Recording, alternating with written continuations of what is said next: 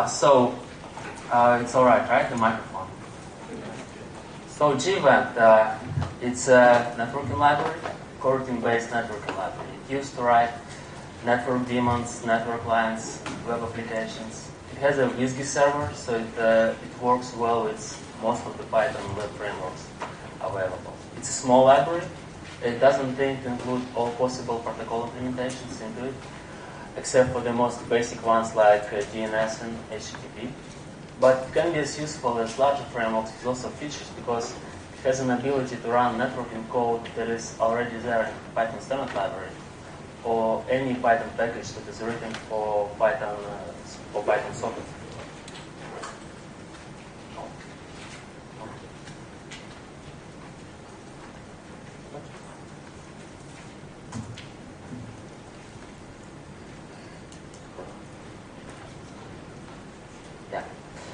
It's a relatively young project. It started 2 years ago as a rewrite of Gevent.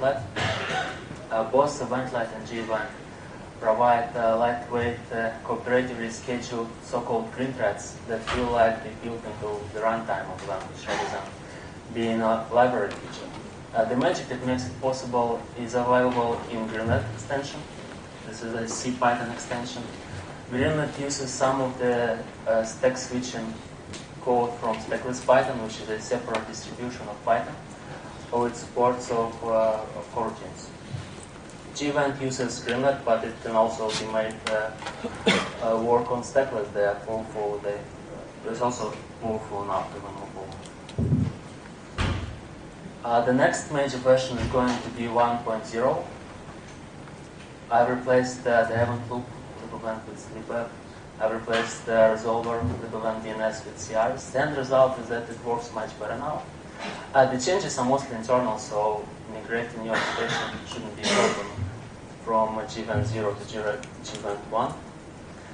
And the annoyances that we had in Gevent 0, like Python signal module didn't work, resolver ignored etc hosts and etc resolve, they are gone in this unreleased version.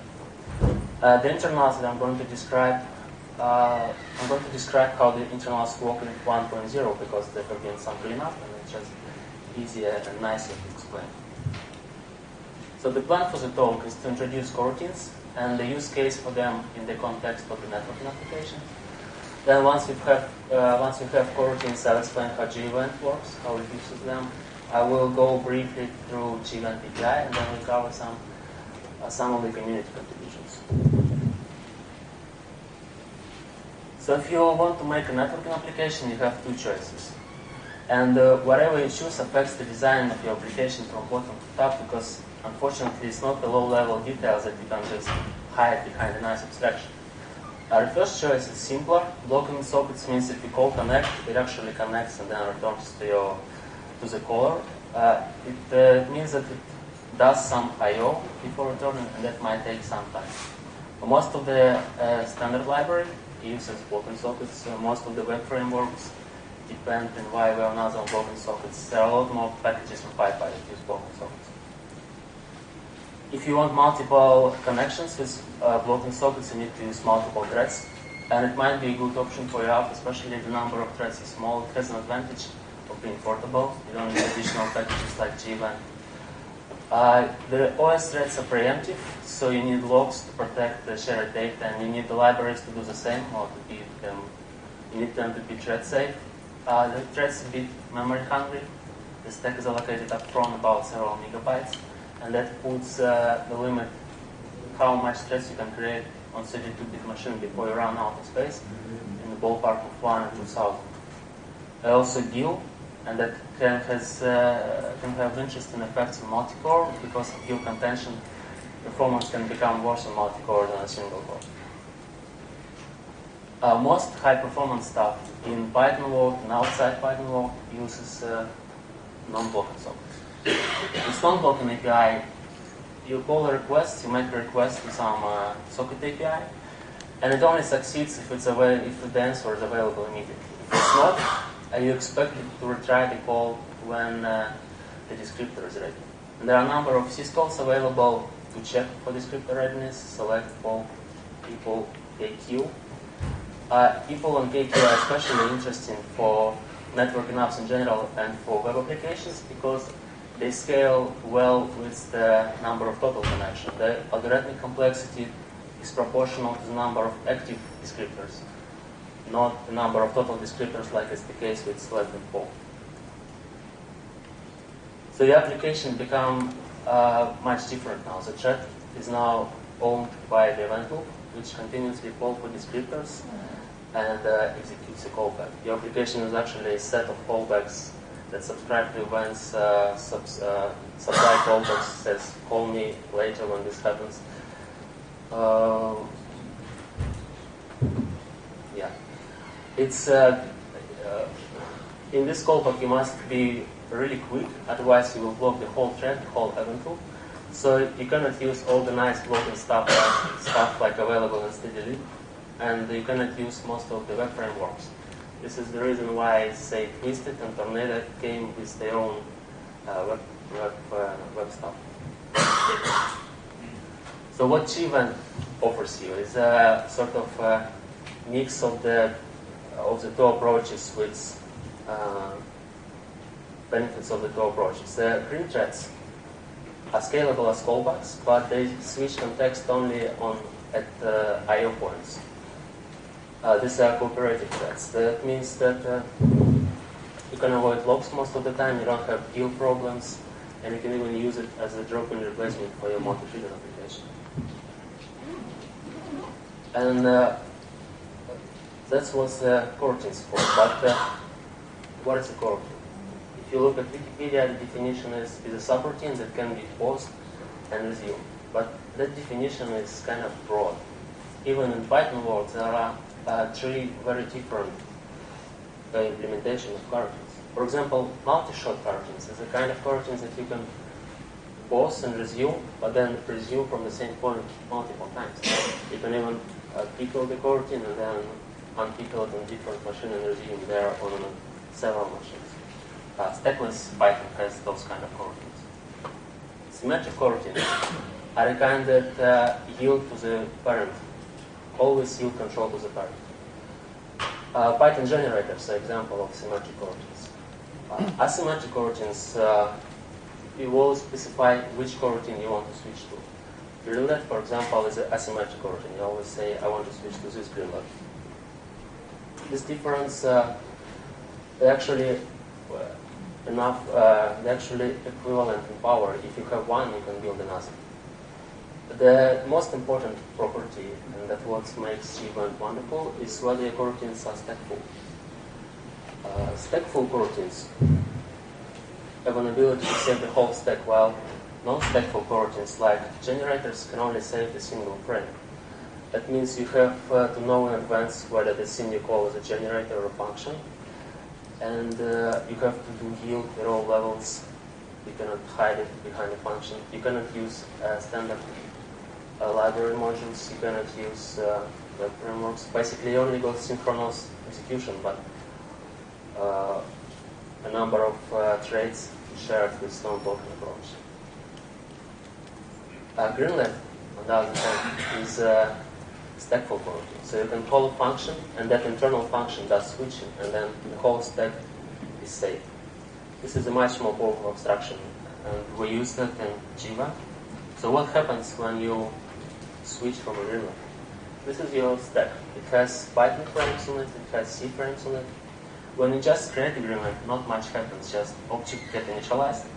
But when you first switch to a greenlet, it remembers its position, the current position on the stack, and marks it as stack stop. Then you, okay, it was,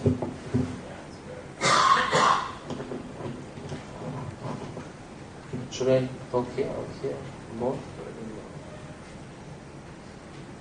Then when you switch back, this stack segment that is devoted to the latest greenlet is saved on the heap, and then stack pointer is reset back to the original value it has before switching to this new greenlet. So now you have G1, which is inactive and on the heap, and you have stack which is in exact same state as it was before switching to greenlet. So this parent greenlet continues execution. Of course, it can now grow its own frames, and that also needs saving, but the greenlet module does this clever bookkeeping to make sure it all works out all right. This is quite fast. On this laptop, I can create, switch in and switch out 60,000 greenlets per second. Of course, these are trivial greenlets, and the bigger your stack, the more memory you need to move. But still, switching is usually the small part where application spends time on. Unlike threads, which require allocating the stack up front, it uses the memory efficiently, only allocate the size necessary. The stack switching is done with some assembler code, and this assembler code is written per platform, so the portability is somewhat limited. If you use Greenlet and you want to make cross-platform app, you should check on all the platforms you want to deploy. Usually not a problem for several applications, and the majority of the platforms are supported. There is another problem that there's a structure called by-thread state, and it is shared between greenlets. So if you do an exception handler and you switch into another greenlet, the new greenlet will see the exception that you had before. But luckily in Gevent, uses greenlets in such a way that we can walk around about that, save and restore the proper exception information for you. The portability concern can be addressed somewhat with swap context API. This is a POSIX API to do this kind of user-level switching. Swap context doesn't do the stack slicing, but instead it also requires you allocating the memory to stack up front, so it has memory requirements comparable with threads, but still it's user-level threads and might be faster for your I/O applications. It also happens to be slower than Greenlet because it does a syscall per switch. There is a really small subset of Greenlet implemented swap context, mostly for benchmarking, not for me, but it's my partner, I think. And he did the checks. So now we have the powerful abstraction called coroutine, and we can use it to create Gevent. So the core Gevent is also as an event loop, like any other non-logging framework. We use event loop written in C called liba. It's actually a new in 1.0. Before that, we used liba1. And it's not aware of greenlets. It's callback stuff, like you have in Twisted, for example. So liba provides you with all kind of watchers, level triggered IO notifications, timeout signals, idleness notifications. And you can start the watcher, pass a function, and it will call it when this function, when that event happened, that this watcher watches. The main difference with this API from the last version is that function is part of path to start, and that means that we can clear it and stop, and that removes ref counts from ref count and cycles from Gevent. So this new version has an advantage of not creating any ref count cycles.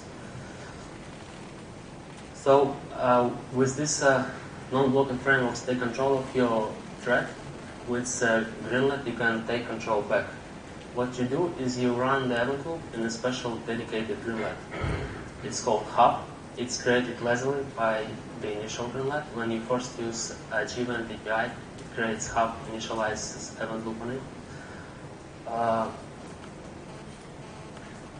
Hub is a Greenlet, so you can switch into it. The interesting method that the Hub has is wait. Wait is a method that you pass a watcher to it, and then it switches out the current Greenlet until that watcher has gathered elements. For example, if you want to implement cooperative sleep, you just pause a timer and initialize with a number of seconds, call wait, and that gives you cooperative sleep. This makes the current Greenlet sleep for this number of seconds. The wait implementation is also very simple. Just switch to Greenlet, but before you do that, establish a callback to switch back. The actual implementation is a little bit more complex, not much, but what it does is it checks that switch is legit, that it's really the switch that we scheduled and not some other switch from some other misbehaving greenlet.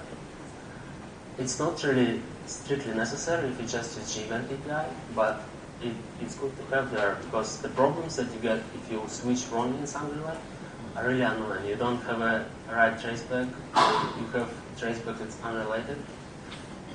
Early event lab has those kind of problems, and this was really frustrating. So you have cooperative sleep. Now you can implement cooperative socket. What's cooperative socket? It's a kind of socket that looks like blocking socket. We saw the blocking method, but actually wraps a non-blocking file descriptor. So when you call receive a non-blocking file descriptor, it can fail with retry again error, or it would block. That's no problem. We just call wait function with IO watcher, and then we pause the script until the descriptor is ready and try again. Actually, this indentation is failed, but you see. So in that manner, we implement all of the socket module, not only socket object, but also all DNS functions. We use CRS for that, so when you call blocking DNS function from Gevent socket, it actually does asynchronous resolving of a name using CRS, and then packs the result, formats the result in such a way that looks like you called regular get address for get host by name. There are also SSL object, and there are also even a select function, which is sometimes useful in tests. This is a complete example. First, we do monkey patching. Monkey patching means you replace the standard socket with this cooperative socket. Then you can use the libraries that use the socket. For example, URL lib2. Here you just found an additional greenlet to do compare and download of two pages. Looks very much like Tridian solution. So you call monkey patch all. It replaces socket, SSL, sleep, select, all the things that it knows about. It also replaces Tridian functions to make them greenlet based. So you have a multi-threading application doing monkey patch all is enough to make it greenlet based. People sometimes avoid doing that, but there really no reason to not to have a blocking socket in your Gevent program, because even if you think you don't use the socket, some library might, and when it does, it will block your complete application. People want that. So you've seen the Gevent spawn function. This is just a shortcut for creating a greenlet and starting it. This greenlet with capital G is a subclass of that low-level greenlet, so it also has switch method and draw method, but you never use those in a Gevent application. It also has some methods you would expect from a thread or process, like wait for it to complete, or raise an exception in it, and then wait for it to die. Most of the API in Gevent is like that. It does something, and then it waits for it to complete, like join here or kill. Start with an exception, it's asynchronous. If you want to limit the time it waits, you can, in most cases, just pass timeout parameter. If that's not enough, you can use timeout class to implement your own timeouts. In the first example, if this little piece of code doesn't finish in 5 seconds, the timeout exception is raised. In the second example, with the false in the second argument, not only timeout exception is raised inside the with block, but it's silent outside, so it seems like people just interrupted after 5 seconds. Of course, timeout are regular exceptions, so they can be called by except all clause, and something you can't do much about, except inspect your code and check that it doesn't do that. It also cannot interrupt the code that is CPU busy that doesn't yield to the hub, but you can use Siglar for that if you really want to do something like that. The pool class is for managing greenlets in a group. It also has spawn method, and when you call pool spawn, the greenlet becomes part of this group. Pool can have a limit of how many greenlets it can have. For example, this has 10,000, and when it reaches 10,000 active connections, it starts active greenlets, which are in this case the connections. The spawn just blocks until there is a free slot. The API of the spawn of pool is inspired by multi-processing pool. There are lots of methods like IMAP on order that is already present in the multi-processing. This is actually not a good way to implement the server. It has a number of flaws. So you can use the stream server plus, which will spawn for each incoming connection in your Greenland, and it's very easy to create your own servers. You can even use it with pools. Just pass it the pool argument, and it will use the pool to spawn Greenlands. It can wrap your connection in SSL if you pass the relevant arguments. There are a number of classes to do asynchronous and synchronous communication between Greenlands. Almost all of them have the API inspired from the Python standard library. If you use threading, you know event, you know queue, priority queue, join-enable queue. There are even logs, although in most cases you don't need logs. Sometimes you do. For example, if you have a WebSocket implementation and you want send method, you might want to add a log to send method so that there are several producers and they don't conflict with each other. It doesn't make sense for streaming-based protocols, but WebSockets are message-based. It makes sense. It makes sense. We also have Whiskey server. In the 0 version, there are two of them. One is the fast based on the Gevent server. Another is pure Python that has more features. One of the features that's missing from the Gevent is keep alive. So in the 1.0 version, you kind of lack this fast server because we don't use Gevent, maybe we won't at all. So this is something that needs to be done. Now this is just an in-process server, and if you want to deploy it, there is a pre-fork server called GUnit. You just say, this is my application, I want to use Gevent Whiskey, I want a number of Docker processes, and it runs the application in this multi-process environment. As I said, you can use all the modules implemented in Python with sockets. For example, I use Redis by with Gevent every day, but most of the database drivers are in C.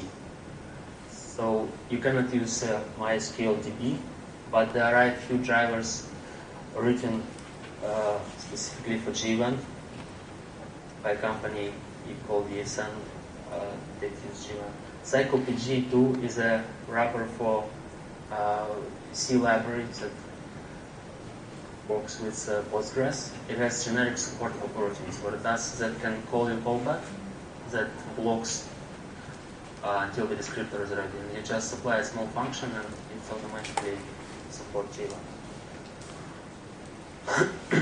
There are a lot more interesting third-party contributions. There is WebSocket protocol implementation, Socket.io backend. Socket.io is WebSockets implemented on top of different transports. HTTP load testing tools, proxies, TCP proxies, HTTP proxies. There is integration with zero message queue, and people love doing stuff with zero message queue. There are, for example, some distributed map previews, fast cluster, fast GAIA-inspired task queue, and there are more projects on GitHub. I just don't keep up. People love use CRMQ and the Gevent together. If you follow this URL, there's some more or less complete list of the projects that I maintain. This is one of the users, of the early users of Gevent. This is information from the owner about how they operate. So they used to use Twisted in a single process, but when the number of connections reached 5,000, the performance became slow. So he wrote it in Gevent and was able to scale the single process until about 10,000 connections. Now he has multiple servers, which are mostly idle, and the estimation that they use 60 kilobytes per connection. So the plan for 1.0 is to provide this fast Whiskey server, which is currently missing. Also, documentation is lacking. A few more features that I think would be nice to have, but they don't necessarily block the release. So to summarize, coroutines are easy to use easy to use threads. It could be as efficient as any other non-blocking solution. As any other non-blocking framework, it works well if the application is IO-bound. Gevent tries to be the standard way to do greenlet-based stuff in Python, so it uses all the standard API, Gevent, Q, all that stuff. And it works with socket. The module is written on top of socket. So thank you. Hope you got any questions.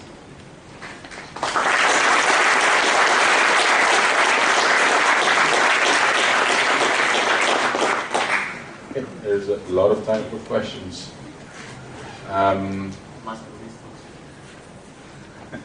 Anybody has a question?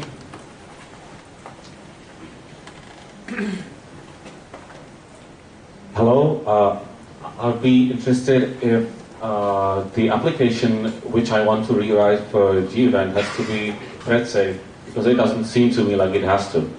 But are there any limits? Like if I have, yeah, that's my question. In most cases, you don't need to be thread safe. You need to be greenlet safe. But this is a much more relaxed requirement than with threads, because greenlets only switch at the certain points. You know that this operation is atomic most of the time. So most of the time, in practice, you don't need to do anything. Maybe sometimes you do, but it's really rare. You're not going to... And another point is that it's already thread safe and it's already greenlet safe.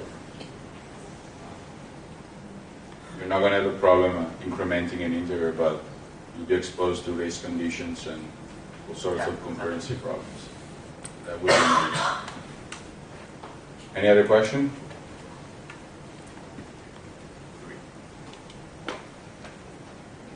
I was wondering if you use the database drivers, will it also work in ORM, such as SQL?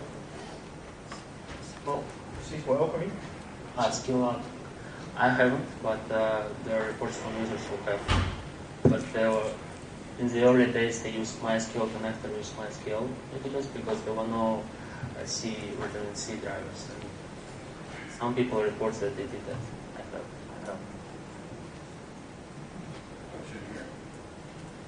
have. There were some limitations in the two different WSGI implementation on the previous version, and I wanted to know if they disappeared in the 1.0 version and why they are still there if they do. Oh, I don't want them to disappear, but the question is whether to continue use libEvent HTTP server, which we still can do even though we switched event loop, or whether to write something new. If we write something new, it will be much better than the old one. There's a question here. Can you pass the remote row? So, why would someone choose Gevent over EventLet? Why what? Why would you choose Gevent over EventLet? Or EventLet? Yes. Oh, there are lots of reasons, but I don't even know where to begin. Best reason. Well, one of the reasons that there was made right is that having one event loop makes it, lets you debug it much better than with all kinds of different event loops. Actually, I was working on PyEvent hub for EventLet, and I couldn't make all of the hubs work together. It's just too much work to make sure they're all the same in all little details. So I just dropped everything else and rewrote some other stuff that I didn't like. It's just a library, what can I say? Any other question? No? Is it covering certainly a million questions?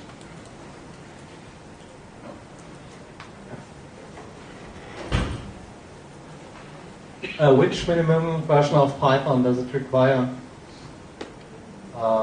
If you have reduced to the 5, you will be fine. Actually, for Gevent 0, I haven't supported 2.4. but I'm not sure if I tested it in the latest release. But 2.5 should work okay.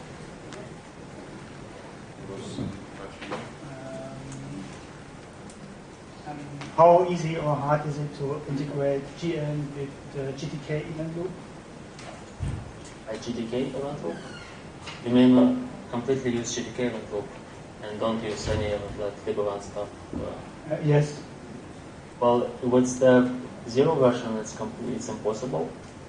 With this new version, you can provide your own implementation of event loop. I don't know how it's used because the interface is really inspired by Libot, but you can sort of imitate that and it shouldn't be that hard. Question?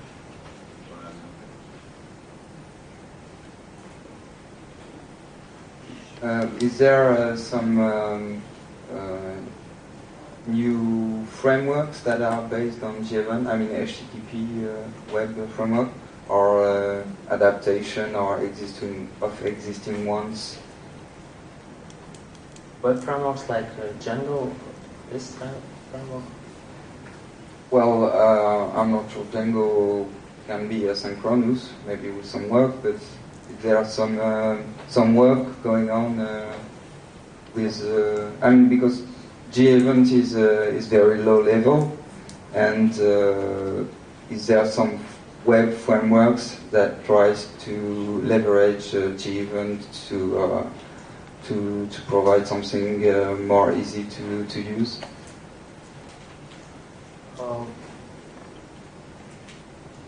Web frameworks can just use Gevent as a replacement for multi-thread, and I don't know of any web frameworks that uses Gevent API, but it seems like it's 2 different levels.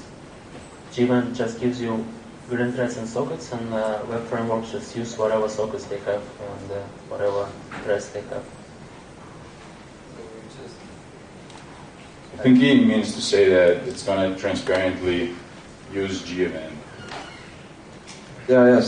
So if you have asynchronous drivers or your database and stuff, it's okay. Yeah. All right. Any other questions? One.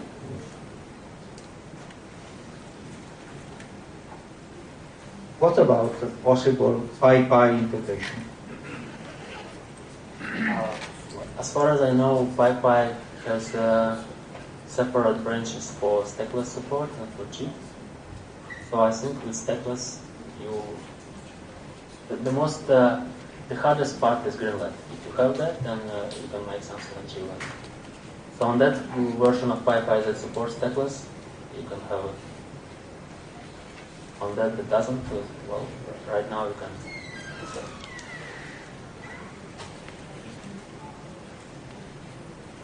Any more?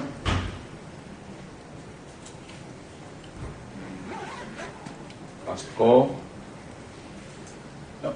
Okay. Next talk is Armin Ronacher, if I'm not mistaken.